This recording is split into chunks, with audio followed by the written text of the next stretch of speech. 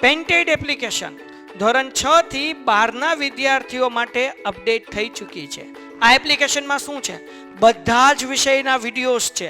ગુજરાતની best faculty દ્વારા live lectures છે. આઈએમપી પ્રશ્ન છે, ટેસ્ટ સિરીઝ છે અને ગુજરાતના તમામ વિદ્યાર્થીઓ સાથે તમે તમારી કમ્પેરિઝન કરી શકો છો. ગેમિફિકેશન છે અને બીજું ઘણું બધું. તો તમે એપ્લિકેશન ડાઉનલોડ ન કરી હોય તો ડિસ્ક્રિપ્શનમાં લિંક આપી છે. હમણાં જ પ્લે સ્ટોર ઉપર જાઓ અને એપ્લિકેશન ડાઉનલોડ કરો.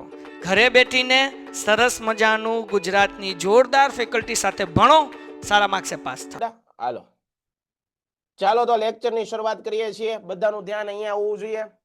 સામાજિક પરિવર્તન આ ચેપ્ટર તમારે પાકું કરવાનું છે. એમાં સાહેબ શું કરવાનું? ચેપ્ટર તો બહુ મોટું છે, હે બહુ મોટું છે ને સાહેબ સમજાય નહીં એવું છે. કોઈ ક્રમમાં નથી સાહેબ. આ પાકું કેમ કરવાનું? પાકું આમ કરવાનું વિદ્યાર્થી મિત્રો. આ ચેપ્ટર સામાજિક પરિવર્તન ચેપ્ટર કુલ તમને 4 માર્કનું પૂછાવાનું છે અને તમારા પેપરની અંદર તમને વિભાગ ડી ની અંદર પૂછાય. વિભાગ ડી ની અંદર પ્રશ્ન હશે 4 માર્કનો એક પ્રશ્ન તમને પૂછાય. સાહેબ આ પ્રશ્ન તો છે પણ સાહેબ એમાં કયા કયા પ્રશ્ન હશે એ તમે અમને કહેશો અને ઈ જ કરાવીશું. આ ચેપ્ટરમાંથી ખાલી પ્રશ્ન જે પૂછાય છે ઈ જ કરાવવાનો છું. બરાબર છે? ઝડપથી જોઈએ. ભારતમાં બાળ શ્રમિકોની માંગ વધુ હોવાના કારણો જણાવી એના અટકાવવાના ઉપાય. આ પ્રશ્ન પાકો કરવાનો છે. વૃદ્ધોના રક્ષણ અને કલ્યાણ માટે સરકારની કઈ કઈ જોગવાઈ છે? આ મેં આજે લાઈવ ની અંદર ભણાવ્યો હતો. તમને ભણાવીશ, ચિંતા ન કરતા, પણ આ પણ ભણાવ્યો હતો. ભારતની અસામાજિક પ્રવૃત્તિ તરીકે ભ્રષ્ટાચાર આજે ભણાવીશ અને કાલે જો પાછું ભણવું હોય તો તમારે 6 થી 6:30 નો જે લાઈવ હોય એની અંદર પેન્ટેડ યુટ્યુબ ચેનલની અંદર લાઈવની અંદર જવાનું, આ લેક્ચર જોવાનું. બાળકોને મફત અને ફરજિયાત શિક્ષણ, માહિતી મેળવવાનો અધિકાર, right to education, right to information, બે પ્રશ્ન મોસ્ટ આઈએમપી. દિવ્યાંગ વિદ્યાર્થીઓને કઈ વિશિષ્ટ સેવાઓ મળે છે? આઈએમપી પ્રશ્ન કરી નાખવાનો. માં અન્નપૂર્ણા યોજના ફરજિયાત કરવાનો. ફટાફટ પ્રશ્નની ચર્ચા ઉપર આવીએ. જે કામના પ્રશ્ન છે એ જ આવશે, બીજા એક પ્રશ્ન આમાં નહીં આવે. પહેલો જ પ્રશ્ન આવશે બાળ અધિકારો. મોસ્ટ આઈએમપી પ્રશ્ન, બાળકોના અધિકારો માટેની જોગવાઈ. પ્રશ્ન પાકા કરતા જજો. જે વસ્તુ કહું એ સાંભળતા જજો, બાકી ચેપ્ટર પૂરું થઈ જાય ખબર નહીં રહે. ચેપ્ટર પૂરું થઈ જાય ખબર રહે નહીં. બરાબર છે? અહીંયા ધ્યાન આપો. મોસ્ટ આઈએમપી પ્રશ્ન છે, ભારતીય બંધારણ કયા બાળ અધિકારોનો સમાવેશ કરવામાં આવ્યો? બાળ અધિકારો એટલે શું? કે ભાઈ બાળકો આરે જે પણ પ્રકારનું શોષણ થતું હોય, બાળકો આરે જે કાંઈ પણ પ્રકારની ખોટી ગેરરીતિ થતી હોય એ માટે બાળ અધિકારો આપણા બંધારણમાં આપવામાં આવ્યા છે. એ માટે બંધારણ દ્વારા જોગવાઈ કરવામાં આવી છે. ભારતની અંદર જાતિ, રંગ, લિંગ, ભાષા, ધર્મ કે રાષ્ટ્રીયતાના ભેદભાવ વિના બાળકોને જીવન જીવવાનો જન્મસિદ્ધ અધિકાર છે. કોઈ પણ બાળકને જ્ઞાતિ, જાતિ, રંગ, લિંગ, જાતિના આધારે ભેદભાવ નથી કરવાનો. આવું આપણા બંધારણમાં કહી દીધું છે. માતા પિતાએ બાળકોનું પાલન પોષણ કરવું. બરોબર? માતા પિતા કરતા જ હોય પોતાના બાળકોનું પાલન પોષણ. બાળકોને કોઈ પણ ખાસ કારણ ન હોય તો માતા પિતાથી વિખૂટું ન પાડવું, માતા પિતાથી અલગ કરવું નહીં. કારણ કે બાળકનો સારો એવો વિકાસ એના માતા પિતા સાથે થતો હોય. આવું પણ બંધારણમાં કીધું. વ્યક્તિના સ્વાંગી વિકાસ માટે દરેક બાળકને શિક્ષણ મેળવવાનો મૂળભૂત કાનૂની અધિકાર છે. ભાઈ કોઈ બાળકને ભણતા રોકી શકો નહીં. આ અધિકાર આપણને બંધારણે આપ્યો છે. દરેક બાળકોને સામાજિક સુરક્ષા દ્વારા સામાજિક વિકાસ સાધીને સ્વસ્થ અને તંદુરસ્ત જીવન જીવવાનો અધિકાર છે. બાળકોને તેમના વયજૂથ પ્રમાણે રમત ગમત, મનોરંજનની પ્રવૃત્તિમાં ભાગ લઈ તંદુરસ્ત, સ્વસ્થ અને આનંદી જીવન જીવવાનો પણ અધિકાર છે. દરેક બાળકને તેના અંતઃકરણ મુજબ, બાળકને પોતાના અંતઃકરણ મુજબ જે પણ ધર્મમાં માને છે, પાળે છે, અનુસરે છે એને છૂટ આપવાની છે. એને જે પણ ધર્મમાં આસ્થા હોય એમાં એને છૂટ આપવામાં આવી. દરેક બાળકને પોતાની રીતે અભિવ્યક્ત કરવાનો, મંડળો રચવાનો અને સભ્ય બનવાનો અધિકાર છે. દરેક બાળકને કોઈ પણ પ્રકારની શારીરિક, માનસિક હિંસા, શોષણ, યાતના સામે તેમજ નશીલી દવાનો ઉપયોગ સામે જો બાળક સાથે કોઈ પણ જાતનું અન્યાય થતો હોય, ખોટું થતું હોય, શોષણ થતું હોય તો એના સામે તેને સલામતી મેળવવાનો અધિકાર છે. બરોબર? એના સામે એને સલામતી મેળવવાનો અધિકાર છે. દરેક બાળકને પોતાના શારીરિક, માનસિક, નૈતિક, સામાજિક વિકાસ માટે સામાજિક સુરક્ષા અને યોગ્ય જીવન સ્તર મેળવવાનો અધિકાર છે. તો આ વાલા દીકરાઓ બાળકોના અધિકારો પરીક્ષામાં પાકા કરીને જાજો. બાળ અધિકારો મોસ્ટ આઈએમપી. પહેલો પ્રશ્ન આપી દીધો, બાળ અધિકારો મોસ્ટ આઈએમપી પ્રશ્ન. એના પછી બીજો પ્રશ્ન કયો સાહેબ? હાલો, મોસ્ટ આઈએમપી. આજના લાઈવ લેક્ચર ની અંદર તમારે જોઈ લેવાની છૂટ. Painted YouTube channel live session ની અંદર જાઓ, આજનો લેક્ચર ખોલો, અત્યારે જશે લાઈવ ની અંદર. એની અંદર આ 4 પ્રશ્ન બનાવ્યા: બાળ મજૂરીના સ્વરૂપો, બાળ મજૂરીના કારણો, વૃદ્ધો માટેની બંધારણીય જોગવાઈ, માં અન્નપૂર્ણા યોજના. બરોબર, આ વસ્તુ ભણાવી. ફરી વાર જુઓ, બાળ મજૂરીના વિવિધ સ્વરૂપો જણાવો. ભારતીય અર્થતંત્રના મોટા ભાગના ક્ષેત્રમાં સમજો, બાળ મજૂરીના સ્વરૂપો એટલે શું? તમે રસ્તે નીકળો અને તમને બાળકો કઈ કઈ જગ્યાએ કામ કરતા જોવા મળે છે, એને બાળ મજૂરીના સ્વરૂપો કહેવાય. બરોબર, તો કે ભાઈ આપણે રસ્તે નીકળીએ ને તો ભારતીય અર્થતંત્રમાં મોટા ભાગના ક્ષેત્રોમાં બાળ શ્રમિકો કામ કરતા જોવા મળે છે. તમે બાળકો છે ભણવાની ઉંમરે, સ્કૂલે જવાની ઉંમરે કામ કરતા તમે બાળકો જોયા છે. કયા કયા ક્ષેત્રમાં જોયા છે? તો કે ભાઈ હોટલોની અંદર અમે જોયા છે સાહેબ, ફેક્ટરી, બાંધકામના સ્થળો હોય, કોઈ ફટાકડા બનાવનારી કંપની હોય, ઈંટના ભઠ્ઠા હોય, ખેતર, પશુપાલન, મત્સ્ય પ્રવૃત્તિ હોય, અમારે ઘરે છાપા વેચવા આવે ના પણ બાળ શ્રમિકો હોય.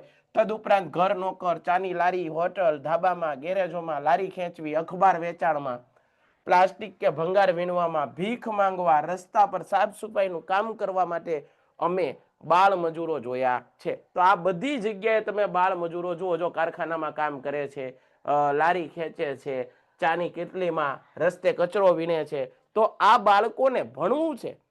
બરોબર, એને પણ બીજા બાળકોની જેમ એને સ્કૂલે જવું છે, પણ મજબૂરી કરાવે ભાઈ.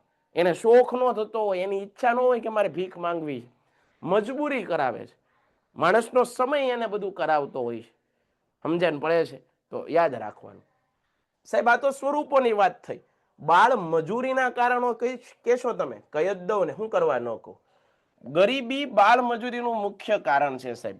જે ગરીબ પરિવાર છે એના દીકરા દીકરીઓએ મજૂરી કરવી પડે છે, મજબૂરી વશ કરવી પડે છે. કારણ કે ઘર મોટું હોય, પરિવાર મોટો હોય, એક વ્યક્તિ ખાઈ કમાય અને બીજા બધા ખાવા માટે ન પોસાય, એટલે બાળકોને પણ કામે જવું પડતું હોય. બીજું, ઘણી વખત નિરક્ષરતા. બરોબર છે, એના માતા પિતા ભણેલા ગણેલા નથી હોતા, એટલે એના ઘરમાં એવું વાતાવરણ નથી, એવું એટમોસ્ફિયર નથી કે આ બાળક ભણી ગણીને આગળ વધે. તો એ વાત છે. કુટુંબનું મોટું કદ, મેં હમણાં કીધું, ઘરની અંદર સભ્યો જાજા હોય, એક માણસ કામ કરીને પગાર લઈને આવતો હોય, આટલા બધા ખાવા વાળા હોય, મેળ પડે? કોઈ દી ન પડે. મોંઘવારી કેવી બાપા, તમે નામ સાંભળ્યું હોય છે, તમારા પપ્પા ઘણી વાર કહેતા છે મોંઘવારી ભૂકા કાઢે છે. શું કરવા કહે છે? કે પરિવારમાં આપણા બાપા આપણી જવાબદારીઓ પૂરી કરે છે. એ જવાબદારી પૂરી કરવાની ક્યાંથી કેમ પૈસો આવે છે એ બાપાને ખબર હોય ને, આપણને શું ખબર હોય? સમજાય છે? તો એ વાત છે. ગરીબ કુટુંબની આવકમાં બાળ મજૂરી કરીને પરિવારને મદદરૂપ થવું પડે ભાઈ. ગરીબ પરિવાર હોય તો ઘણા દીકરા દીકરીઓ ભણવાની સાથે સાથે પાર્ટ ટાઈમ જોબ પણ કરતા હોય. શું કરવા કરે ભાઈ? પરિવારની મજબૂરી છે. બરાબર છે, કરવું પડે છે. કુટુંબના પુખ્ત વયના સભ્યોની બેરોજગારી, ઘરેથી ભાગીને શહેરમાં આવેલા હોય તો એના આશ્રયના અભાવે અથવા ગુજરાન ચલાવવા માટે કામ કરવું પડે. અનાથ કે નિરાધાર બનેલા બાળકોને આશ્રય આપનારાઓ તરફથી આશ્રય અને ભોજનના બદલામાં જરૂરી મજૂરી કરવાનું દબાણ કરવામાં આવતું હોય છે. વાલા દીકરાઓ, બાળ મજૂરી કીધું, આ બાળ મજૂરીના સ્વરૂપો મેં ભણાવ્યા, બાળ મજૂરીના કારણો ભણાવ્યા. યાદ રાખતા જજો, આઈએમપી પ્રશ્નોની ચર્ચા હાલતી જાય છે. આઈએમપી પ્રશ્નોની ચર્ચા હાલતી જાય છે. આ એક ભાઈ ક્યારના હાથ ઊંચા કરીને બેઠા છે, એકવાર હું પૂછી લઉં એટલે પછી વાત પૂરી થાય. બોલો ભાઈ. સર, હા બોલો. આ તમે આ પ્રશ્ન જે કયો છો એ મોકલશો? હા, પીડીએફ મોકલી દો, પછી કાંઈ બોલ. હા બસ. હાલો, બરાબર. હવે આપણે આગળ હાલીએ. ચાલો, તો આ વસ્તુ બાળ મજૂરીના કારણો વિશે વાત કરી. હવે આગળ વધીએ. હવે પછીનો અગત્યનો પ્રશ્ન કયો? 3 પ્રશ્નો થયા, યાદ રાખજો. પ્રશ્ન ગણતા જજો, 3 પ્રશ્નો. હવે પછીનો પ્રશ્ન મોસ્ટ આઈએમપી, વૃદ્ધો. બરોબર છે, વૃદ્ધોની આ પ્રશ્ન દીકરા, આ પ્રશ્ન આજના લેક્ચરની અંદર લાઈવ ની અંદર જો તમારા છૂટ છે, તમને અહીંયા ન સમજાય તો પેન્ટેડની યુટ્યુબ ચેનલમાં લાઈવ સેશનમાં જવાનું. ત્યાં પણ આ જ પ્રશ્નોની આજે વાત કરી, 6 થી 6:30 નો લેક્ચર હતો, એમાં ત્યાં ન સમજાય તો અહીંયા સમજી લો. અહીંયા ન સમજાય તો આપણે રેપિડ રિવિઝન બેન્ચ શરૂ થાય, એમાં પાછો પ્રશ્ન આવશે. ઈ પૂરું થાય તો કંઈક બીજી બેન્ચ આપણે લોન્ચ કરીશું. આવું તો તમારે બોર્ડની પરીક્ષા આવશે ને તો ઘૂંટાઈ જશે, પણ તમને એટલી ખબર પડવી જોઈએ પ્રશ્ન આટલા કરવાના છે. આ ચેપ્ટરમાંથી 4 માર્કનો પ્રશ્ન કરવાનો છે અને એમાંથી સાહેબે કીધા એમાંથી એટલા પ્રશ્ન કરી નાખું, મને કાંઈ વાંધો પડે નહીં. આટલી સમજ દરેક વિદ્યાર્થીમાં આવી જાય ને તો હાથ ઊંચા ન થાય, સમજાય છે, પણ એ આવવી પડે. જુઓ, વૃદ્ધોની સમસ્યા વર્ણવો અને તેના રક્ષણ અને કલ્યાણ સંબંધિત જોગવાઈ વર્ણવો. વૃદ્ધોની સમસ્યા શું? તમને બધાને ખબર છે કે એક દીકરો કે એક દીકરીને મા બાપ 22 વર્ષ, 25 વર્ષ, 30 વર્ષ સુધી મા બાપ એના દીકરા દીકરીઓને મોટા કરે છે, એનું લાલન પાલન કરે છે, એની જવાબદારીઓ પૂરી કરે છે, એના શોખ, એની ઈચ્છાઓ, એની ખ્વાહિશ, એની જીદ બધું મા બાપ પૂરું કરે છે. પરંતુ ઈ દીકરો કે ઈ દીકરી, બધાની વાત નથી, ઈ દીકરો કે ઈ દીકરી આજના સમયની અંદર પોતાના મા બાપને જિંદગીના છેલ્લા વર્ષોમાં જ્યારે તે ચાલી નથી શકતા, જ્યારે રોગોથી પીડાય છે, વૃદ્ધાવસ્થા આવી જાય છે, ત્યારે એ જ દીકરો કે એ જ દીકરી એક મા બાપને રાખી નથી શકતા. આજે આવા સમાજની અંદર હજારો દાખલાઓ છે કે દીકરા દીકરીઓ છે, દીકરીઓ તો ઠીક છે પણ દીકરાઓ મોટા ભાગે, દીકરા અને દીકરીઓ બરોબર છે, ઘણી વખત મા બાપને વૃદ્ધાશ્રમમાં મૂકી આવતા હોય છે. તો આ છે એ કેટલી વખતે વાત સાચી છે. આજે સમાજની અંદર દિવસે દિવસે ઘરડા ઘરો વધતા જાય છે, તમને ખબર છે, વૃદ્ધાશ્રમોની સંખ્યા દિન પ્રતિદિન વધતા છે. આપણા મમ્મી પપ્પા, આપણા બાપ દાદાઓ છે, એ 2 ચોપડી ભણેલા, 3 ચોપડી ભણતા, 4 ચોપડી ભણતા, ભણતરનું સ્તર એટલું બધું નહોતું, પરંતુ એ સમયની અંદર વૃદ્ધાશ્રમો નહોતા, એ સમયની અંદર ઘરડા ઘરો નહોતા, બરોબર. એ લોકોના મમ્મી પપ્પાની સેવા તો કરતા, આટલું તો જાણતા. આજના દીકરા દીકરીઓ બરોબર છે, મોડર્ન આપણે ભણવા માંડ્યા પણ આપણે આપણા નીતિમત્તા, આપણી ફરજ ભૂલી ગયા. આપણી ફરજ છે ને કે ભાઈ જે આપણને મોટા કર્યા, આપણને બોલતા શીખવાડ્યું, સમાજમાં રહેતા શીખવાડ્યું, બરોબર, આ પૃથ્વી ઉપર લાવનારા આપણા માતા પિતા, અને એને જ આપણે છેલ્લા જિંદગીના 8-10 વર્ષ સાચવી ન શકીએ, તે તો કેવું કહેવાય. તો આજે સમાજની અંદર વૃદ્ધોની હાલત બહુ ખરાબ છે, દયનીય છે, દયા કરવા જેવી હાલત થઈ ગઈ છે. જ્યારે એની ફરજ છે, આપણી બધાની ફરજ છે કે આપણા માતા પિતાની આપણે સેવા કરવી પડે. એને આપણે આટલા વર્ષ કરી, આપણને મોટા કર્યા એને કર્યા, આપણી તમામ જીદ, આપણી તમામ ખ્વાહિશો, આપણી તમામ ઈચ્છાઓ પૂરી કરી એને, અને એ ઈચ્છાઓ પૂરી કરવા ક્યારેય આપણને કઈ બોલ્યા નથી. આપણે જોતી બધી વસ્તુ આવી જતી, બરોબર છે, ક્યાંથી આવતી, કઈ રીતે લાવતા, એના માટે કેટલા સંઘર્ષો વેઠવા પડ્યા આપણા માતા પિતાએ, એ આપણને ખબર જ નથી. તો વાલા વિદ્યાર્થી મિત્રો, સમાજની અંદર જાગૃતતા આવે, તમારી જેવા યુવાન દીકરા દીકરીઓ જ્યારે સમજવા મળે કે આપણી એક ફરજ છે ને, માતા પિતાની ફરજ એ પૂરી કરી, તમને ભણાવે છે, સારામાં સારું કોચિંગ આપે છે, તમારી ઈચ્છાઓ પૂરી કરે છે, તો એ ફરજ એની પૂરેપૂરી નિષ્ઠાથી, શિદ્દતથી, ઈમાનદારીથી નિભાવે છે. તો એક વિદ્યાર્થી તરીકે, એક દીકરા કે એક દીકરી તરીકે આપણી પણ કઈક ફરજ એના પ્રત્યે છે, એ આપણે ભૂલવાનું નથી. વાત ખાલી આટલી છે. ડન છે? તો ઓકે, આપણે આ સમજવાનું છે.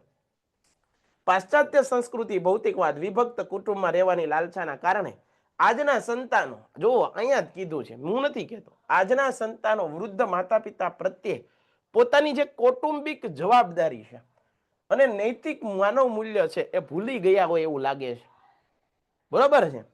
પરિણામે વર્તમાન સમયમાં વૃદ્ધો ઉપેક્ષિત અને નિસહાય સ્થિતિમાં, એની કોઈ સહાયતા કરવા વાળું એના દીકરા દીકરીઓ નથી એવું લાગી રહ્યું છે. સંયુક્ત કુટુંબમાં રહેતા વૃદ્ધોની સાર સંભાળ અગાઉની તુલનામાં હાલમાં ઓછી લેવાય. પહેલાના સમયમાં પરિવારો સંયુક્ત હતા, 4 ભાઈઓ છે તો ભેગા રહેતા, બરોબર, 5 ભાઈઓ હોય તો ભેગા રહેતા, 2 ભાઈઓ હોય તો ભેગા રહેતા, આખું કુટુંબ પરિવાર ભેગો રહેતો, હળી મળીને રહેતો, અને એના કારણે નાના મોટા દુઃખ આવે ને તો એકબીજાનો સાથ સહકારના કારણે દુઃખ ક્યારે આવીને વયું જાય ખબર ન પડે. આજનો સમાજ વિભક્ત બન્યો છે, પોતે સ્વતંત્ર રહેવું છે, બધાને પોતાની પ્રાઇવસી જોતી છે, કોઈને ટોકવા વાળું નથી જોતું. આપણા વડીલો આપણને ઘણીવાર ટોકે, આપણા વડીલો આપણને ઘણીવાર ખીજાય, એનું કારણ એ હોય કે આપણે કંઈક ખોટા રસ્તે જતા હોય અને એને તો વર્ષોનો અનુભવ હોય, આપણે જે એજમાં છીએ એ એજે પસાર કરીને વૈયા ગયા હોય, જીવનના તડકો છાંયડો એને જોયો હોય, જીવનના દરેક અનુભવો એને મેળવ્યા હોય, અને એ અનુભવમાંથી આપણને એ રસ્તે ન જવા દેવા માંગતા હોય, એટલા માટે આપણા વડીલો આપણને ટોકતા હોય, આપણને રોકતા હોય છે કે બેટા સમજો, સમજો તમે, અમે આ રસ્તા ઉપર તમે જે હાલો છો ને એ રસ્તા ઉપર અમે પસાર થઈ ગયા. છતાં આજના જે યુવાન જનરેશન છે, આજના જે દીકરા દીકરીઓ છે, એને સમજવું જોઈએ, વડીલો પાસે બેઠવું પડે, એના જે અનુભવો છે એ તેમાંથી કંઈક શીખો દીકરાઓ. જીવન તો જ આપણું સુધરશે. આજના સમયમાં તમને ભટકાવનારી ઘણી બધી વસ્તુઓ છે. તમારું જે લક્ષ્ય સુધી તમારે પહોંચવું છે એની વચ્ચે આવી ઘણી બધી વાતો આવશે જે તમને તમારા લક્ષ્યથી દૂર કરશે. ઘણા બધા ફાટાઓ પડશે, ઘણા બધા ડાયવર્ઝન આવશે, પણ તમે તમારા લક્ષ્ય સુધી જશો ક્યારે? જ્યારે તમારી સાથે કોઈ તમારો પરિવારનો સભ્ય હશે, તમારા વડીલો હશે, તમારા વડીલોના સંસ્કાર તમારી સાથે જોડાયેલા હશે, તો તમે તમારું લક્ષ્ય સુધી પહોંચી શકશો, તમારી મંજિલ સુધી તમે પહોંચી શકશો. બાકી તમને કોઈક ભટકાવી જાય, તમે ગેરમાર્ગે દોરાઈ જશો. આજના સમયમાં તમે જુઓ જ છો, હોશિયાર દીકરા દીકરીઓ ખબર જ નથી પડતી ક્યારે અવળા રસ્તે ચડી જાય છે. એનું કારણ આ છે. એટલે મારા વાલા દીકરાઓ યાદ રાખજો, વડીલો હોય ઘરમાં, માતા પિતા, વડીલો કોઈ આપણેથી મોટા હોય તો એની પાસે બેસવાનું રાખો, થોડું ઘણું એની અરે ટાઈમ પસાર કરો, એનું ખાલી સાંભળો, એ જે કે તમને સાંભળો.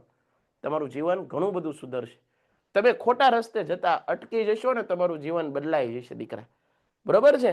વાત સમજજો. આ કોઈ ફોર્સ નથી, આજે કોઈ આ એક જાતની તમને કોઈ ટોર્ચર નથી કે ભાઈ તમે આવું કરતા નથી ને આવું કરો છો ને, એવું કાંઈ નથી. આ એક સમજવાની વાત છે દીકરા, આ એક સમજવું છે. બરોબર છે? તમે બધા સમજુ જ છો, છતાં પણ આ ટોપિક આપણે ભણીએ છીએ તો આપણે ટોપિકને જીવવો પણ પડે. બરોબર છે? ખાલી ને ખાલી ગોખી નાખવું અને પરીક્ષાની અંદર એનું એ ઠપકારી દેવું, એનાથી આપણું ભણતર સાર્થક નહીં થાય. ભણતર સાર્થક ત્યારે થાય, આપણું ભણતર એપ્લિમેન્ટ ત્યારે થાય. ક્યારે થાય ભાઈ? જ્યારે આ જીવનના મૂલ્યો, સંસ્કારોની વાતો આપણામાં કંઈક સુધારો આવે, આપણામાં કંઈક અપડેટ વર્ઝન આવે, આપણે જ્યાં હતા ત્યાંથી કંઈક આપણી સ્થિતિ બદલાય, આપણામાં સુધારો આવે, તો એને કહેવાય કે આપણે વેલ એજ્યુકેટેડ બન્યા છીએ. બરોબર? અને એ ત્યારે જ આવશે જ્યારે નૈતિક મૂલ્યો આપણામાં હશે. આમ ઉપર દર્શાવેલી સમસ્યાઓના કારણે નિસહાય બનેલા વૃદ્ધોને રક્ષણ આપવાની જરૂરિયાત ઊભી થઈ છે. હવે વૃદ્ધોનું રક્ષણ અને કલ્યાણ માટે આપણે સરકારે શું કર્યું? કલ્યાણકારી જોગવાઈ, મોસ્ટ આઈએમપી. કેન્દ્ર સરકારે વૃદ્ધો અંગેની રાષ્ટ્રીય નીતિ 1999 અમલમાં મૂકી. શું મૂકી? 1999 વૃદ્ધો માટેની એક નીતિ અમલમાં મૂકી, કાયદો બનાવ્યો. આ નીતિ અન્વયે વૃદ્ધોને પેન્શન રૂપે થોડા પૈસા આપવામાં આવે, જેથી એનું કંઈક જીવન થોડું ઘણું સુધરે. વૃદ્ધોને આર્થિક સહાય આપવાની. સિનિયર સિટીઝન્સ માટેની સ્કીમ હેઠળ બેંકની અંદર જો પૈસા હોય, પોસ્ટ ઓફિસમાં જો ડિપોઝિટ મૂકેલી હોય, તો એમાં થોડુંક વૃદ્ધોને વ્યાજ વધારે આપવું. વૃદ્ધોને વ્યાજ વધારે મળે તો એ કંઈક પોતાનું રીતના કંઈક શોખ પૂરા કરી શકે. બસ, રેલવે, હવાઈ મુસાફરી દરમિયાન વૃદ્ધ સ્ત્રી પુરુષો હોય ને તો એની ટિકિટના 30 થી 50% સુધી એને રાહત આપી. જો આ બધા સરકાર તરફથી પ્રયત્નો છે. સરકાર કંઈક ને કંઈક કરી રહી છે, દરેકે કરવો પડશે. સમજાય છે? રાજ્ય પ્રત્યેક જિલ્લામાં એક સુવિધાયુક્ત ઘરડાઘર અને વૃદ્ધાશ્રમ ખોલ્યું છે. વૃદ્ધાશ્રમોમાં સંગીત, યોગ, રમત ગમત, માનસિક ક્ષમતા વધે આવી પ્રવૃત્તિઓ કરાવવામાં આવે છે. પણ તમે શું માનો દીકરાઓ? યોગ કરાવવાથી, સંગીત રમાડવાથી કે કોઈ પણ પ્રસંગો કરવાથી, દિવાળી, નવરાત્રી આવા બધા તહેવારો ઉજવવામાં આવતા હોય વૃદ્ધાશ્રમમાં, પણ એક માતા પિતાએ પોતાના દીકરા દીકરીને આવડા મોટા કર્યા, પરણાવ્યા, બરોબર, એક સમાજમાં જાગૃત નાગરિક બનાવ્યા, એ દીકરો કે એ દીકરી જ્યારે પોતાના મમ્મી પપ્પાને વૃદ્ધાશ્રમમાં મૂકી આવે અને પછી શું એ વૃદ્ધાશ્રમમાં કોઈ તહેવારો ઉજવવામાં મમ્મી પપ્પાને રસ હોય, એને કોની ચિંતા હોય? એના દીકરાની. ભલે દીકરો આંગળી પકડીને મૂકી આવ્યો હોય વૃદ્ધાશ્રમમાં, પણ એ માતા પિતા ઘરડા ઘરની અંદર બેઠા, વૃદ્ધાશ્રમમાં બેઠા બેઠા પણ એના દીકરાની જ ચિંતા કરતા હોય છે. આ માતા પિતા કહેવાય. આ માતા પિતાનો વાત્સલ્ય પ્રેમ છે. એની કોઈ કેને કે સરખામણી જ ન થાય. એની કોઈ આપણેથી બોલવાનો કોઈ અધિકાર જ નથી. એને આપણી માટે શું કર્યું એ તો આપણે કેવી રીતે શબ્દોની અંદર વર્ણવી શકાય? અવર્ણનીય છે. બરોબર છે? આપણે બધાએ સમજવું પડે દીકરા. બરોબર છે. શહેરમાં વૃદ્ધો માટે અલગ બગીચા બનાવ્યા છે. હિંસા, શોષણ, અત્યાચાર સામે વૃદ્ધોને રક્ષણ આપવા સરકારે માતા પિતા સિનિયર સિટીઝન સાર સંભાળ અને કલ્યાણ સંબંધિત કાયદો 2007 અમલમાં મૂક્યો.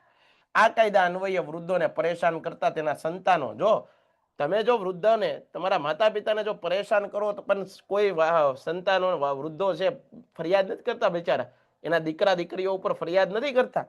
પરેશાન કરતા તેમના સંતાનોને સજા અને દંડ કરવાની જોગવાઈ આપવામાં આવી છે.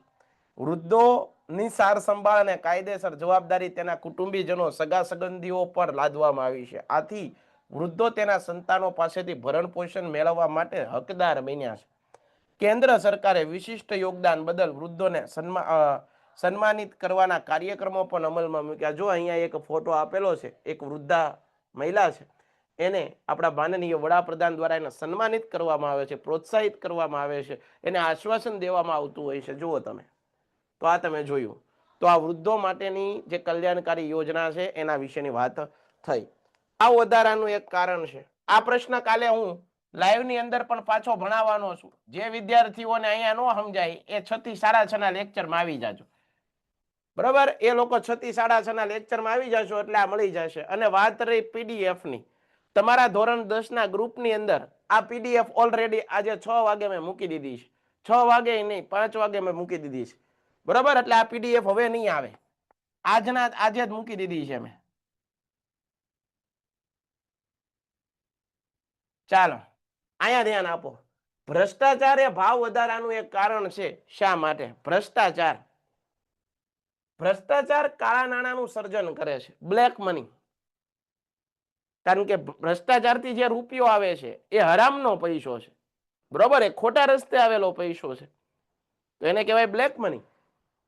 નાણાંથી બજારમાં નાણાંનો પુરવઠો વધે, પરિણામે ખરીદ શક્તિ વધે. ખરીદ શક્તિ વધવાથી બજારની અંદર વસ્તુઓ અને સેવાઓની માંગની અંદર શું થાય? વધારો. આની સામે ચીજ વસ્તુ અને સેવાઓનો પુરવઠો માંગના પ્રમાણમાં વધી શકતો નથી. બજારમાં માંગ અને પુરવઠા વચ્ચે અસંતુલા ઊભી થાય. આમ અર્થતંત્રમાં ચીજ વસ્તુ અને સેવાઓના કુલ પુરવઠા કરતા તેની માંગ સતત વધે છે. ત્યારે ચીજ વસ્તુ અને સેવાઓની કિંમતોમાં એક સાથે ઊંચા દરે વધારો થાય, જેથી ભાવ સપાટી ઊંચે જાય છે. આથી કહી શકાય કે ભ્રષ્ટાચાર ભાવ વધારાનું એક કારણ છે. સીધી ને સાદી વાત એવું છે, દીકરા, મારી આગળ પૈસો હરામનો આવતો હોય, મારી આગળ ખોટા રસ્તેથી પૈસો આવતો હોય, તો હું જ્યારે બજારમાં કોઈ વસ્તુ ખરીદી કરવા જાઉં, હું જ્યારે કોઈ વસ્તુને લેવા જાઉં, તો હું ત્યાં ભાવતાલ કરવાનો છું કે ભાઈ આને સસ્તું કરો ને આના ભાવ ઓછા કરો ને, આવું કઈ કરવાના છે. ભાવતાલ કોણ કરે? જેને મહેનતનો પૈસો છે, જેના બાપા મજૂરી કરીને આખો દિવસ દાડી જઈને એ વસ્તુ કંઈક લેવા જઈએ છીએ ત્યારે ભાવતાલ કરીએ છીએ આપણે. શું કરવા? કારણ કે પૈસો મહેનતનો છે, પરસેવો પાડીને રૂપિયો કમાણા છીએ આપણે, સમજાય છે? ત્યારે આપણે ઘણી વખત તો એવું પણ થતું હોય, આપણે દુકાને જઈએ ને આપણે ભાવ ન પોસાય તો આપણે નીચે ઉતરી જતા હોય, બરોબર? દાદરો નીચે ઉતરી જતા હોય કે ભાઈ નહીં મેળ આવે, આપણેથી નથી પોસાય. શું કરવા? પૈસો મહેનતનો છે. પરંતુ એવી જ રીતે જ્યારે ભ્રષ્ટાચાર કોઈ કરતો હોય, જેની આગળ કાળું નાણું હોય, જેની આગળ ખોટો હરામનો રૂપિયો હોય, તો એ કાંઈ માણસ કાંઈ વસ્તુ ખરીદતા હચકાવાનો નથી, એ કાંઈ ભાવતાલ કરવાનો નથી, એ કાંઈ જીવન જરૂરી વસ્તુ લેશે એવું જરૂરી નથી. એ તો નહીં જરૂર હોય એ વસ્તુ લે, અને જે ભાવ માંગશે એ ભાવ દેશે. સમજાય છે? તો આના કારણે ભ્રષ્ટાચાર એ ભાવ વધારાનું પણ એક કારણ છે. ટપ્પો પડ્યો ને તમને? પડી જવો જોઈએ. એક અસામાજિક પ્રવૃત્તિ તરીકે ભ્રષ્ટાચારની સમજ આપો. ભ્રષ્ટાચાર કેવી પ્રવૃત્તિ? અસામાજિક. ભ્રષ્ટાચાર એ વિશ્વવ્યાપી અસામાજિક. ભાઈ એવું નથી કે આપણા દેશમાં જ ભ્રષ્ટાચાર છે, આખા વિશ્વની અંદર આ ભ્રષ્ટાચાર એ પ્રવૃત્તિ ચાલી રહી છે. આમ પ્રજાના બેઈમાની અને ગેરકાયદેસર વ્યવહારનું પરિણામ છે. પદ અને સત્તા યાદ રાખજો. ભ્રષ્ટાચાર કરે કોણ? મને કંઈક પદ આપ્યું છે, મને કઈ મોટો અધિકાર આપ્યો છે, મને કઈ ઊંચા સ્થાને તમે બેસાડી દીધો છે, બરોબર? અને પછી એ પદનું ખોટી રીતે હું સત્તાનો ઉપયોગ કરું. કોની હાટું? મારી હાટું, મારું ઘર ભરવા હાટું, મારા પૈસા કમાવા હાટું હું પોતે સત્તાનો ઉપયોગ કરું ખોટી રીતે, તો એને કહેવાય ભ્રષ્ટાચાર. હું ભ્રષ્ટાચાર કરું કહેવાય. દાખલા તરીકે મને કોઈક મોટું હોદ્દાનું પદ આપી દીધું હોય, મને કોઈ કલેક્ટર બનાવી ગયો, નાયબ મામલતદાર બનાવી ગયો, તો મને એક સારું પદ આપ્યું તમે, અને એ મારે લોકોની સેવા કરવા માટે ઉપયોગ કરવાનું ને.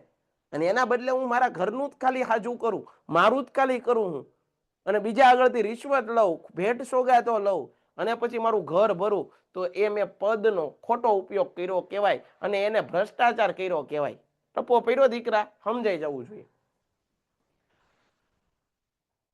બરોબર છે. વિશ્વ બેંકે ભ્રષ્ટાચારની વ્યાખ્યા મુજબ સાર્વજનિક હોદ્દાનો વ્યક્તિગત લાભ લેવા માટે ઉપયોગ એટલે ભ્રષ્ટાચાર. પોતાના પદનો ઉપયોગ તમારા પોતાના સ્વાર્થ માટે કરો તો એને ભ્રષ્ટાચાર. ભ્રષ્ટાચારમાં ભેટ સોગાતો, છેતરપિંડી, પક્ષપાતી વલણ વગેરેનો સમાવેશ થાય. ભ્રષ્ટાચાર સાર્વત્રિક છે, બધી જગ્યાએ. તે જાણે શિષ્ટાચાર હોય સમાજમાં કે દરેક ક્ષેત્રના સ્તરે જોવા મળે છે. સાર્વજનિક જીવનમાં ભ્રષ્ટાચાર ખૂબ જ વ્યાપક બન્યું હોવાથી એક જટિલ સમસ્યા બની. ભ્રષ્ટાચારથી કાળું નાણું સર્જાય છે, જે રાષ્ટ્રના વિકાસને અવરોધે, તે લોકશાહીના પાયાને નિર્બળ બનાવે, તે સામાજિક અને નૈતિક મૂલ્યોનો હાસ કરે છે. ભ્રષ્ટાચારથી કાયદાની અને સત્તાની સર્વોચ્ચતા, વિશ્વસનીયતા ઓછી થાય. ભ્રષ્ટાચાર માનવ અધિકારોનું અવમૂલ્ય કરી સમાજમાં અન્યાય, ભેદભાવનું વાતાવરણ ઊભું કરે. તે રાષ્ટ્ર વિરોધી કૃત્ય છે. ભ્રષ્ટાચારીને રાષ્ટ્રદ્રોહી ગણીને શિક્ષા થવી જોઈએ. ભ્રષ્ટાચાર જે કરતો હોય એને શિક્ષા, દંડ થવો જોઈએ, એને સજા થવી જોઈએ, એને જેલના સળિયા ગણતો કરી દેવો પડે. બરોબર છે. એટલે બીજા લોકો એ રવાડે ચડે નહીં. સમજાય છે? તો આ પ્રશ્ન પણ તમારે કરી નાખવાનો છે. મોસ્ટ આઈએમપી પ્રશ્ન આવી ગયો. આ ભ્રષ્ટાચારનો પ્રશ્ન અગત્યનો છે. એના પછી અગત્યનો જે પ્રશ્ન હોય આપણે લઈએ. હા, માહિતી મેળવવાનો અને શિક્ષણ મેળવવાનો અધિકાર. એકદમ મોસ્ટ આઈએમપી. બરોબર યાદ રાખજો. માહિતી મેળવવાનો અધિકાર અને શિક્ષણ મેળવવાનો અધિકાર, આ બે માંથી એક પરીક્ષામાં પૂછાશે તમને. માહિતી મેળવવાનો અધિકાર છે એને કહેવાય રાઈટ ટુ ઇન્ફોર્મેશન, આરટીઆઈ કહેવાય એને. માહિતી મેળવવા અધિકારના હેતુઓ શું? પહેલા તો જોઈએ શા માટે. તમે કોઈ પદ ઉપર, કોઈ હોદ્દા ઉપર કોઈ વ્યક્તિ બેઠો હોય છે અને એ શું કામ કરે છે એ તમારે જાણવું હોય તો તમને જાણવાનો હક છે. કારણ કે હોદ્દા ઉપર બેહાડ્યા કોણે? આપણે બધાએ. આપણા માટે, આપણી સેવા કરવા માટે બેઠા છે. તો એ ખોટું કાંઈ નથી કરતો ને એ જાણવાનો તમને હક છે, જો જાગૃત નાગરિક હોય. બધા સરકારી તંત્રો, જાહેર સંસ્થાઓની કામગીરી પારદર્શક, સ્વચ્છ અને સરળ અને ઝડપી થાય, તેમજ તેમની જવાબદારીઓને ઉત્તેજન મળે, તેમાં પ્રજાનો સહયોગ પ્રાપ્ત થાય, એ હેતુથી માહિતી મેળવવાનો અધિકાર બાબતે અધિનિયમ 2005માં બનાવવામાં. માહિતી મેળવવાની પ્રક્રિયા શું? માહિતી મેળવવાના અધિકાર અન્વયે મારે માહિતી મેળવવી છે, તો માહિતી મેળવવાની પ્રક્રિયાના અન્વયે અરજદારે નિયત નમૂનામાં નિર્ધારિત ફીની રકમ 20 રૂપિયાની તમારે પોસ્ટ ઓફિસમાં ટિકિટ લગાડવાની અને બરોબર છે, સ્ટેમ્પ મારી અને અરજી મોકલવાની છે. અરજી કોને મોકલવાની છે? અરજી કરે એને અરજદાર કહેવાય. મેં ફરિયાદ, મેં જવાબ માંગ્યો તો હું અરજદાર છું. દાખલા તરીકે મારે ભાવનગરના કલેક્ટર સાહેબ શ્રીને પ્રશ્ન પૂછવો છે તો એ છે એની આગળ અરજી જાય. બરોબર, અરજી મોકલવાની હોય.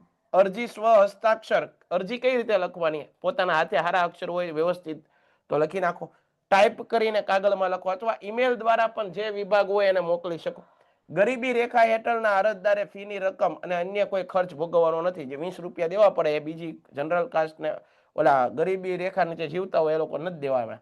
માહિતી અરજીમાં કયા કારણોસર માહિતી મંગાવવામાં છે તેના કારણો અને કારણો જણાવવાના હોતા નથી. તમે માહિતી મેળવી શકો, એમાં એવું નથી કહેવાનું હું આમ છું તેમ છું. એવું તમને માહિતી આપો એનો અધિકાર છે, હક છે તમારો માહિતી માંગવું. અરજદારની અરજી મળ્યાની પહોંચ માટે જે તે મદદની જાહેર માહિતી અધિકારી APIO એ નમૂના પર અરજી ક્રમાંક, ID નંબર લખીને તેની એક નકલ અરજદારને આપવાની હોય. તેમાં અરજીના સંદર્ભમાં કરવાના પત્ર વ્યવહારનો ID ક્રમાંક પણ લખવાનો હોય છે. માહિતી મેળવવા માટે કરેલી અરજી સ્વીકાર્યાના 30 દિવસમાં તમે અરજી કરી અને એ અરજી અરજદારને મળી, સામેવાળી વ્યક્તિને મળે તો એ માહિતી મેળવવાના 30 દિવસની અંદર એને જવાબ આપવો પડે. બરોબર. મદદની જાહેર અધિકારી અરજીને નિકાલ કરવાનો હોય. અરજદારે કોઈ નકલ નમૂના માંગ્યા હોય તો કાયદામાં નક્કી કરેલા ધોરણો મુજબ ફી વસૂલ કરીને માહિતીનો જવાબ આપવાનો હોય છે. જો માહિતી રાષ્ટ્રના સાર્વભૌમત્વ, એની સલામતી, હિતને સ્પર્શતી ગોપનીય બાબતો અંગે હોય તો અદાલત તિરસ્કાર થઈ શકે તેવી હોય, તો વૈજ્ઞાનિક રહસ્યો, ગુનાને ઉત્તેજન મળે તેવી હોય તો એ માહિતી આપવાનો ઇનકાર કરી શકાય. હવે ભાઈ એક વસ્તુ યાદ રાખો, જે તે વિભાગ જો સામે કલેક્ટરની આગળ આપણે જવાબ માંગ્યો પણ એને જવાબ ન આપ્યો તો એના ઉપર ફરિયાદ થઈ શકે, એના ઉપર પણ કાર્યવાહી થાય. કારણ કે એ તો એવું સાબિત થાય કે એ ખોટું કામ કરે છે એટલે એને જવાબ આપ્યો નહીં. જે તે વિભાગ 30 દિવસમાં માહિતી ન આપે તો માહિતી આપવાનો ઇનકાર કરે તો નારાજ થયેલા અરજદારે માહિતી અધિકારને અપીલ કરવાની. આપણે અપીલ કરવાની કે ભાઈ અમે જવાબ માંગ્યો તો સરળ જવાબ હતો, પણ એને જવાબ આપ્યો કેમ નહીં? અમે લોકો છીએ. માટે અરજદારે કોઈ ફી આપવાની નથી. અપીલ કર્યાની નિર્ધારિત પછી સમય મર્યાદામાં નિર્ણયની જાણ કરવામાં ન આવે તો માહિતી ન મળવાથી નારાજ થયેલા અરજદાર 90 દિવસમાં રાજ્યના મુખ્ય માહિતી અધિકારને અપીલ કરી શકે અને એના ઉપર કાર્યવાહી થાય. ડન છે. તો આ વસ્તુ થઈ માહિતી મેળવવાનો અધિકાર. એના પછી મોસ્ટ આઈએમપી પ્રશ્ન જે અહીંયા તમને દેખાઈ રહ્યો છે, બાળકોને મફત અને ફરજિયાત શિક્ષણનો અધિકાર, રાઇટ ટુ એજ્યુકેશન. 6 થી 14 વર્ષના બાળક, 6 થી 14 વર્ષના બાળકને મફત અને ફરજિયાત શિક્ષણ આપો. 6 થી 14 વર્ષના બાળકને મફત અને ફરજિયાત શિક્ષણ આપવાનું છે. બરાબર છે. તો એના માટેની વાત છે. બાળકોને મફત અને ફરજિયાત શિક્ષણના અધિકારની મુખ્ય જોગવાઈઓ સમજાવો. કેન્દ્ર સરકારે 2009માં, સાંભળજો, કેન્દ્ર સરકારે 2009માં 6 થી 14 વર્ષની વય જૂથના બાળકોને, આ વય જૂથ યાદ રાખજો, 6 થી 14, 6 થી 14 વય જૂથના બાળકોને મફત અને ફરજિયાત શિક્ષણના અધિકારનો કાયદો અમલમાં મૂક્યો. એ કાયદાને આધીન રહીને ગુજરાત સરકારે 18 ફેબ્રુઆરી 2012 ના રોજ બાળકોને મફત અને ફરજિયાત શિક્ષણના હકના નિયમો 2012 અમલમાં મૂક્યા. બરાબર. દરેક બાળકને ભણાવો. બરાબર. કેટલી 6 થી 14 વર્ષના બાળકોને મફત ફરજિયાત શિક્ષણ આપો. બધા લોકોને ભણાવો 6 થી 14 વર્ષના બાળકો. તે માટેનો અધિકાર આવ્યો. બાળકોને મફત અને ફરજિયાત શિક્ષણના અધિકારની મુખ્ય જોગવાઈઓ કઈ? તો એમાં જોગવાઈઓની અંદર હું કઈ કઈ વિગતો લખી છે એવું લખવાનું. 6 થી 14 વર્ષની ઉંમરના દરેક બાળકને જે વિસ્તારમાં રહેતા હોય એની આજુબાજુની સરકારી સ્કૂલો હોય ને ત્યાં એને એડમિશન આપવાનું, પ્રવેશ આપવો. ઉંમરના આધાર માટે જન્મનું પ્રમાણપત્ર કદાચ ન હોય તો જે દવાખાનામાં જન્મ થયો હોય બાળકનું કે બાળકીનું, તો એનો પ્રવેશ ડોક્ટરનો સર્ટિફિકેટ લઈ અને એને પ્રવેશ આપવાનું, એને ના પાડી શકાશે નહીં. 14 વર્ષ પૂરા થયા હોય છતાં એનું પ્રાથમિક શિક્ષણ ન પૂરું થયું હોય તેને પહેલા પૂરું કરી લેવા દેવાનું, પછી તે એને બીજા એડમિશન આપવાનું. શાળામાં પ્રવેશ આપતી વખતે બાળકની ઉંમર 6 વર્ષ છે કે નહીં એ પહેલા જોઈ લેવાનું. જો ન હોય તો એને 6 વર્ષ થાય પછી એડમિશન આપવાનું, એમ નામ નહીં આપી દેવાનું. બાળકના જન્મનો દાખલો ન હોય તો હોસ્પિટલનો રેકોર્ડ અથવા બાળકની ઉંમર અંગે માતા પિતાએ કરેલા સોગંદનામા એને આધારે પ્રવેશ આપી શકાશે. કોઈ પણ જાતના ભેદભાવ વિના દરેક બાળકને પ્રવેશ આપવો. એમાં નાત જાત ભેદભાવ નથી કરવાનો. દરેક બાળકને ભણવાનો અધિકાર છે. પ્રવેશ માટે બાળકના માતા પિતા પાસેથી ફી લેવી, કેપિટેશન ફી, ડિપોઝિટ, આવું કાંઈ લેવાનું નથી. કોઈ પણ પ્રકારની રકમ લઈ શકાશે નહીં. જો એવું કોઈક લે તો એના ઉપર કાર્યવાહી થાય. બાળકને પ્રવેશ આપતી વખતે બાળકની પ્રવેશ પરીક્ષા લેવી, એન્ટ્રન્સ એક્ઝામ મોટી મોટી સ્કૂલોમાં લેવામાં આવે એવું કાંઈ લેવાનું નથી. બાળકના માતા પિતાનું ઇન્ટરવ્યુ લે, તમે શું કામ કરો, કેટલું ભણ્યા, શું કર્યું, એવું કાંઈ નહીં પૂછવાનું. માતા પિતાની આવક, શૈક્ષણિક લાયકાત, એની યોગ્યતા, આવું કાંઈ તપાસવામાં આવશે નહીં. બાળકને ભણાવો 6 થી 14 વર્ષના. 3 થી 5 વર્ષની વય જૂથના બાળકોને શિક્ષણ માટે પ્રી સ્કૂલ એટલે કે નર્સરી કે બાળ મંદિરનું શિક્ષણ, તેનો અભ્યાસક્રમ, મૂલ્યાંકન તેમજ તેના શિક્ષકો માટે ખાસ તાલીમ માટેના નિયમો વગેરે બાબતો આ કાયદા હેઠળ જ આવરી લેવામાં આવ્યા છે. સમાજના નબળા વર્ગો હોય, પછાત વર્ગો હોય, જે લોકો ગરીબી રેખા નીચે જીવતા લોકો હોય, એના બાળકોને તેની કાયદામાં દર્શાવેલી ઓળખના આધારે સરકાર માન્ય ખાનગી પ્રાથમિક શાળાના પહેલા ધોરણના વર્ગની કુલ સંખ્યાની ક્ષમતામાંથી 25% મર્યાદામાં ફરજિયાત પ્રવેશ આપવાનો રહેશે. શાળાના શિક્ષકો ખાનગી ટ્યુશનની પ્રવૃત્તિ કરાવી શકાશે નહીં. જે સરકારી શિક્ષકો હોય એ ખાનગી ટ્યુશન ન કરાવી શકે. શાળાના વધુ લાયકાત ધરાવતા શિક્ષકોએ 5 વર્ષમાં નિર્ધારિત ધોરણે શૈક્ષણિક લાયકાત મેળવવી પડશે. બદલી સિવાયના કારણસર બાળક પ્રાથમિક શિક્ષણ પૂરું ન કરે ત્યાં સુધી તેને શાળામાંથી કાઢવા મુકાશે નહીં. ખાનગી શાળાઓમાં અભ્યાસ કરતા નબળા વર્ગના, પછાત વર્ગના અને ગરીબી રેખા નીચે જીવતા કુટુંબોના બાળકોને ફી શરતોને આધીન રહીને સરકાર ચૂકવશે. પેન્ટેડ એપ્લિકેશન ધોરણ 6 થી 12ના વિદ્યાર્થીઓ માટે અપડેટ થઈ ચૂકી છે. આ એપ્લિકેશનમાં શું છે? બધા જ વિષયના વિડીયોઝ છે. ગુજરાતની બેસ્ટ ફેકલ્ટી દ્વારા લાઈવ લેક્ચર્સ છે. આઈએમપી પ્રશ્ન છે, ટેસ્ટ સિરીઝ છે અને ગુજરાતના તમામ વિદ્યાર્થીઓ સાથે તમે તમારી કમ્પેરિઝન કરી શકો છો.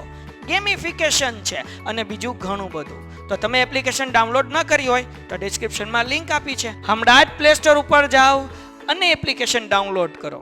ઘરે બેઠીને સરસ મજાનું ગુજરાતની જોરદાર ફેકલ્ટી સાથે ભણો, સારા માર્ક્સે પાસ થાઓ. આ કાયદાની જોગવાઈઓનું પાલન કરવા માટે સરકારે એક અલગ વ્યવસ્થા તંત્ર, ટ્રિબ્યુનલ અને રાજ્ય કાઉન્સિલ જેવી જોગવાઈઓ કરી છે. આ કાયદાના ભંગ બદલ શાળાના સંચાલકોને દંડ કરવાની અને શાળાની માન્યતા રદ કરવા સુધીની જોગવાઈ કાયદામાં કરવામાં આવી છે. જો દરેક બાળકોને ભણાવો, તમે જો કેવા સરસ મજાના ભૂલકાઓ સ્કૂલે જતા હોય, કેવું સારું લાગે, બરાબર. તો દરેકને ભણાવવાનો અધિકાર આપણા દેશની અંદર રાઇટ ટુ એજ્યુકેશનનો કાયદો લાવ્યો, બરાબર. તો એના અંતર્ગત આવ્યો છે. એના પછી એક આ પણ જોઈ લો, રાષ્ટ્રીય અન્ન સુરક્ષા કાયદો, right to food act, RTF, right to food act, RTE, right to education, RTI, right to information. Right to information 2005 માં આવ્યો, રાઇટ ટુ એજ્યુકેશન 2009 માં આવ્યો, રાઇટ ટુ ફૂડ એક્ટ 2013 માં આવ્યો. યાદ રાખી લેજો. રાષ્ટ્રીય અન્ન સુરક્ષા ધારા અન્વયે અનાજ સંબંધિત વિવિધ સંવર્ગને અનાજ વિતરણ સંબંધિત તથા જાહેર વિતરણ પ્રણાલી સંબંધિત જોગવાઈઓ વિગતે ચર્ચા કરો. કેન્દ્ર સરકારે 5 જુલાઈ 2013 ના રોજ રાષ્ટ્રીય અન્ન સુરક્ષા RTF, right to food act કાયદો પસાર કર્યો. આ કાયદાની અનાજ સંબંધિત વિવિધ સંવર્ગોને અનાજ વિતરણ સંબંધિત તથા જાહેર વિતરણ પ્રણાલી સંબંધિત જોગવાઈઓ નીચે પ્રમાણે. આ કાયદા મુજબ માં અન્નપૂર્ણા યોજના મુજબ રાજ્યના શહેર કે ગ્રામ્ય વિસ્તારના જરૂરિયાતમંદ મધ્યમ વર્ગના ગરીબ કુટુંબોને વાજબી ભાવથી અનાજ આપવામાં આવે. શું આપે? વાજબી ભાવથી અનાજ. તદ ઉપરાંત રાજ્યના અંત્યોદય કુટુંબને તેમજ ગરીબી રેખા નીચે જીવતા તમામ કુટુંબોને પ્રતિ માસ 35 કિલોગ્રામ અનાજ મફતમાં આપવાનું છે. આ યોજના હેઠળ તમામ લાભાર્થીઓને જાહેર વિતરણ પ્રણાલી PDS હેઠળ વાજબી ભાવની દુકાનો દ્વારા પ્રતિ માસ વ્યક્તિ દીઠ 5 કિલોગ્રામ અનાજ. કેટલું? 5 કિલોગ્રામ અનાજ, જેમાં ઘઉં 2 રૂપિયા પ્રતિ કિલો, ચોખા 3 રૂપિયા પ્રતિ કિલો અને જાડું અનાજ 1 રૂપિયા પ્રતિ કિલો આપવાનું છે. આ બધું વાંચવું પડે તમારે. આ કાયદા હેઠળ કેન્દ્ર સરકાર દ્વારા ગર્ભવતી સ્ત્રીઓ જેના ગર્ભની અંદર બાળક અથવા શિશુ જન્મી રહ્યું છે, તો એવી સ્ત્રીઓ છે એને 6,000 રૂપિયા સરકાર આપે. શેના માટે? દવા માટે, સારો ખોરાક લઈ શકે, ચેકઅપ કરાવી શકે, એ માટે, જેથી કરીને તંદુરસ્ત બાળકનો જન્મ આપી શકે. આ કાયદા હેઠળ રાજ્ય સરકાર તમામ લાભાર્થીઓને ભોજન અનાજના બદલામાં અન્ન સુરક્ષા ભથ્થું મેળવવા હકદાર બનાવી શકાય. આ કાયદા હેઠળ ગુજરાત સરકાર દ્વારા અંત્યોદય અને ગરીબી રેખા હેઠળ જીવતા કુટુંબોને દર માસે નિયત માત્રામાં ખાંડ આપવાની, મીઠું અને કેરોસીન, આયોડાઇઝ મીઠું, બધા મીઠાની અંદર આયોડીન હોય જ તે હો ભાઈ, આયોડાઇઝ, કેરોસીન તથા વર્ષમાં 2 વખત ખાદ્ય તેલ રાહત દરે વાજબી ભાવની દુકાન દ્વારા આપવામાં આવે. આ કાયદાની જોગવાઈ મુજબ રાજ્ય સરકાર અગ્રીમ કુટુંબોની યાદીઓ સુધારીને અદ્યતન બનાવશે. એ યાદીના નામોની યાદી દરેક કુટુંબની મહિલા નામે ગ્રામ પંચાયતોની ગ્રામ સભાઓમાં, નગરપાલિકા અને મહાનગરપાલિકાઓની વોર્ડ સભાઓમાં ઈ-ગ્રામ કે વાજબી ભાવની દુકાનો પર તેમજ મામલતદાર કચેરીમાં પુરવઠાની વેબસાઇટ પર જાહેર પ્રદર્શિત કરશે. જાહેર વિતરણ પ્રણાલીને ભ્રષ્ટાચાર મુક્ત બનાવવા માટે બાયોમેટ્રિક ઓળખ, EPIC card, barcode ration card, અન્ન કૂપન, વેબ કેમેરાથી ઇમેજ વગેરે પગલાં ભરવામાં આવ્યા છે. આ કાયદા મુજબ રાજ્યના આંતરિક ફરિયાદ નિવારક તંત્ર ઊભું કરવું અને ફરિયાદોના નિકાલ માટે નોડલ અધિકારીની પણ નિમણૂક કરવામાં આવી છે. રાજ્યમાં અનાજ વિતરણ વ્યવસ્થાનું નિયમન અને નિયંત્રણ કરવા રાજ્ય અન્ન આયોગ તેમજ ફૂડ કમિશનરની પણ નિમણૂક કરવામાં આવી છે. બરાબર. તો આ વસ્તુ યાદ રાખજો. રાઇટ ટુ ઇન્ફોર્મેશન એટલે કે રાઇટ ટુ ફૂડ એક્ટ એટલે કે 2013, રાઇટ ટુ એજ્યુકેશન 2009 અને રાઇટ ટુ ઇન્ફોર્મેશન 2005. આ ત્રણે નામે યાદ રાખી લેવાના છે. બરાબર. એના પછીનો પ્રશ્ન આપણો અગત્યનો કયો છે એ જોઈ લઈએ. એના પછીનો લાસ્ટ પ્રશ્ન એક મસ્ત આવી ગયો છે અને આ પ્રશ્ન તો મેં આજે પણ બનાવ્યો હતો લાઈવની અંદર. આજે મેં કીધું ને લાઈવની અંદર 4 પ્રશ્ન બનાવ્યા, એમાંનો એક પ્રશ્ન આ હતો, માં અન્નપૂર્ણા યોજના. બરાબર. તો આ પ્રશ્ન મેં આજે જ બનાવ્યો હતો, અત્યારે ફરીવાર બનાવું છું. હજી પાછું રિપીટર રિવિઝન આવશે ત્યારે ફરીવાર બનાવીશ. એટલે 1-2 વાર તમે વાંચશો, 2-4 વાર અમે ભણાવશું, એટલે ઘણી વાર થઈ જાય. બરાબર છે. આ વાંચશું તો જ આવડશે. આ એક વારે નહીં યાદ રહે. અત્યારથી કહું છું દીકરાઓ, એક વારે આ બધી વસ્તુ સમજાય એમ છે નહીં. મેં તમને એનું કારણ કહી દીધું કે આપણે પહેલા કોઈ દી આ વસ્તુ જોઈ જ નથી, આવું કાંઈ જોયું જ નથી. આગળના ધોરણમાં આવો કાંઈ અભ્યાસ જ નથી કર્યો, તો આપણને થોડીક તકલીફ તો પડે ને ભાઈ. હે ને? તમારે સમજવું જોઈએ ને એટલું, બસ એમ. માં અન્નપૂર્ણા યોજનાની મહત્વપૂર્ણ જોગવાઈ, જો મોસ્ટ આઈએમપી છે ભાઈ, મોસ્ટ આઈએમપી કહેવાય આને. આ બધું બધાએ કરી જ નાખવાનું છે. ભારત સરકારે ભાઈ અહીંયા ધ્યાન આપજો, ભારત સરકારે છે 2013 ની અંદર રાષ્ટ્રીય અન્ન સલામતી કાયદો પસાર કર્યો. અન્ન સલામતી એટલે દરેક વ્યક્તિ માટે બધા જ સમયે સક્રિય સ્વસ્થ જીવન માટે પૂરતું પોષણક્ષમ આહારની પ્રાપ્તિ. આ કાયદા અન્વયે ગુજરાત સરકારમાં માં અન્નપૂર્ણા યોજના શરૂ કરી. બરાબર, દરેક કુટુંબને અનાજ મળે. બરાબર, કોઈ ભૂખ્યું મરી ન જાય. ટૂંકમાં સમજણ પડે ને. દરેક પરિવાર, ઘણા લોકો એવા પણ છે જેને 2 ટકની ખોરાક પણ નથી મળતો. એવા માટેની આ ગુજરાત સરકારે આ યોજના કરેલી. આ યોજના હેઠળ રાજ્યના શહેર અને ગ્રામ્ય વિસ્તારમાં જરૂરિયાતમંદ મધ્યમ વર્ગના ગરીબ કુટુંબોને વાજબી ભાવથી અનાજ આપવામાં આવે છે. આ ઉપરાંત રાજ્યના અંત્યોદય કુટુંબને ગરીબી રેખા નીચે જીવતા તમામ કુટુંબોને પ્રતિમાસ 35 કિલોગ્રામ અનાજ મફતમાં આપવાનું છે. આ યોજના હેઠળ મધ્યમ વર્ગના ગરીબ કુટુંબોને જાહેર વિતરણ પ્રણાલી એટલે કે જે પીડીએસ કહેવાય, સસ્તા ભાવની વાજબી ભાવની દુકાનો દ્વારા પ્રતિમાસ વ્યક્તિ દીઠ 5 કિલોગ્રામ અનાજ આપવાનું. એની અંદર ઘઉં ₹2 પ્રતિ કિલો, ચોખા ₹3 પ્રતિ કિલો અને જાડું અનાજ ₹1 પ્રતિ કિલોના ભાવે આપશે. આ યોજના અન્વયે ગુજરાતના લગભગ 3.62 કરોડ લોકોએ આનો લાભ લીધો છે. જરૂરિયાતમંદના લોકોએ રાહત દરે અનાજ આપીને તેમને અન્ન સુરક્ષા બક્ષી. આ યોજનાનો લાભ મળતા કુટુંબોને બચતો વધશે, જેથી તેઓ અન્ય વપરાશી વસ્તુઓ ખરીદીને પોતાનું જીવન સારું કરી શકશે. તો આ વાલા વિદ્યાર્થી મિત્રો અગત્યના પ્રશ્નો હતા. એક પ્રશ્ન છે એ આ પીડીએફ ની અંદર નથી, પણ તમે ટેક્સ્ટ બુકમાં શાંતિથી વાંચી લેજો. બીજી પીડીએફ જ્યારે આપણે લાવશું તો એની અંદર એ પ્રશ્ન એડ કરી લેશું. એ કયો પ્રશ્ન છે એ હું તમને કહી દઉં વાલા વિદ્યાર્થી મિત્રો. આ છે દિવ્યાંગ વિદ્યાર્થીઓને મળતી વિશિષ્ટ સવલતો. આ પ્રશ્ન છે દિવ્યાંગ વિદ્યાર્થીઓને મળતી વિશિષ્ટ સવલતો. એ પ્રશ્ન વાલા વિદ્યાર્થી મિત્રો તમારી ટેક્સ્ટ બુકમાં એકવાર નજર ફેરવી લેજો. હવે તમારા કંઈક પ્રશ્ન હોય તો એ તમે મને પૂછી શકો. બધા લોકો તમારા પ્રશ્ન, આપણે 5-6 મિનિટ છે તો એમાં આપણે આપણા પ્રશ્નોની વાત કરીએ. બાકી અહીંયા સમાજનો સિલેબસ પૂરો થાય અને હવે જે વારો આવશે એ ધમાચકડી બોલાવવાનો વારો આવશે. બોર્ડની પરીક્ષાને ટાર્ગેટ કરીને હવે જે આવશે એ આઈએમપી પ્રશ્નોની વણઝાર તમારી સમક્ષ રજૂ થવાની છે. એવા આઈએમપી લઈને આવવાના છીએ કે બોર્ડના પરીક્ષાની અંદર તમને એવા જોરદાર યોદ્ધાની જેમ મોકલવા છે. થનગનાટ કરતા જાઓ અને પેપર ફાડી નાખે એવું લખીને આવવાનું તમારે બધાને છે. એ માટે આપણે પૂરેપૂરી તૈયારીમાં છીએ. અમે પણ છીએ ને તમને તૈયારી કરાવશું. નહીં હો તો તમને તૈયારી કરાવશું. બરાબર છે. એ માટે પૂરેપૂરી પેન્ટેડની ટીમ સતત ને સતત કાર્યશીલ છે. સિલેબસ વ્યવસ્થિત પૂરો થયો છે. માનું છું કે છેલ્લા ચેપ્ટરો છે એ તમને અઘરા લાગે અને તમને એકને નહીં, ગુજરાતના દરેક વિદ્યાર્થીઓને અઘરા લાગે. બરાબર છે. ગુજરાતનો દરેક વિદ્યાર્થીને આ ચેપ્ટરો અઘરા લાગે. અમારા શિક્ષકો ઘણી વખત અમે બધા મિત્રો, ફ્રેન્ડ સર્કલના શિક્ષકો ભેગા થઈએ ને તો પણ સમાજના શિક્ષકો વાતો કરતા હોય એ પણ કંટાળી જાય. કારણ કે વિદ્યાર્થીઓને એવું પ્રોત્સાહન ન મળે. વિદ્યાર્થીઓના મોઢા જોઈએ તો ખબર પડી જાય ને. અને તમારા મોઢા મુસ્કાન હોય, બરાબર, તમારા મોઢા ઉપર હસી હોય તો અમને ભણાવવાની મજા આવે. સમજણ પડે છે? મને ખબર પડી જાય કે તમને ગમે છે, તમને આવડે છે, તમને કંટાળો આવે છે.